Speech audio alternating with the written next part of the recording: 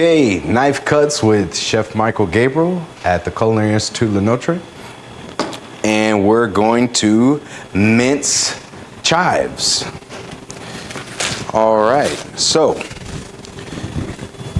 get a good knife here.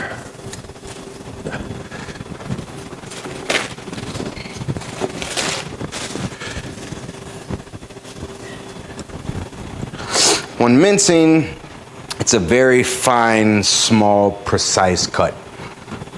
So, there's a little tip, a little trick that you kind of get when you're in the field of culinary, is to make things a little easier. Now, I can cut this and mince this just like this, but as you see while I'm sitting here, the chives want to run away. Okay, so I have a little piece of wet paper towel here towards the base of the chives that I'm going to roll the chives in. This keeps everything together. The things that fall out, they don't want to be in there anyway, so remove them. Then I'm going to go to the front of it, keeping everything super, super tight, okay?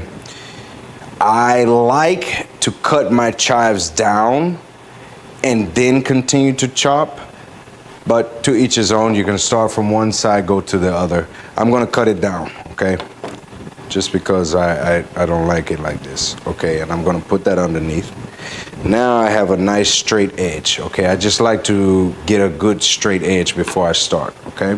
I'm gonna take the chives into my fingers like this, tucking them back, just squeezing the chives together as much as I can so that I can get a very tight cut, okay? This is a very tight, very precise rocking motion. You want to just get it going, okay? I haven't even started cutting yet, just to show you the way the knife needs to move when you're doing a cut like mincing, okay? Very quick, very nice, very easy. It's not about how big you cut.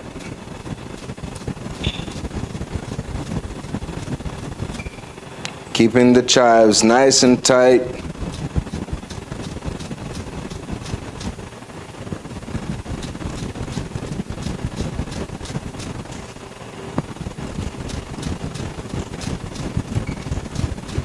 Stop every couple of seconds, move your hands back.